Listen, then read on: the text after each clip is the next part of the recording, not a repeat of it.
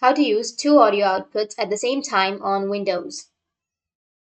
So if you want to use two audio outputs at the same time on your Windows, then what you need to do is you just need simply go with your search, and under search you need to search for control panel.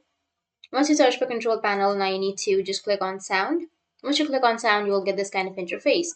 Now you need to right click on your screen and then go with show disabled devices, and it will show all of your disabled devices.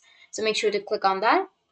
And now you need to just go with your device that has been disabled, right click on it, and then just go with enable and make sure to enable the device. Now here, you need to go with the recording section, and under recording, you may have the stereo mix or mono mix or any other option.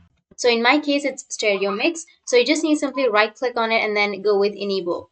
You need to enable the stereo mix. Once you enable the stereo mix, you can double click on it, and here you will have listen option. Just go with listen, and here you need to go with the drop down. Make sure to click this one and then just go with the drop down, and under drop down you need to go with an option which is speakers and microphone. You will have both the options. You need to just simply select the option. Once you've selected, you can go with apply and OK, and after that you'll have levels, you'll have advanced section. Under levels you can adjust the levels of your stereo mix and then apply and OK, and that's it.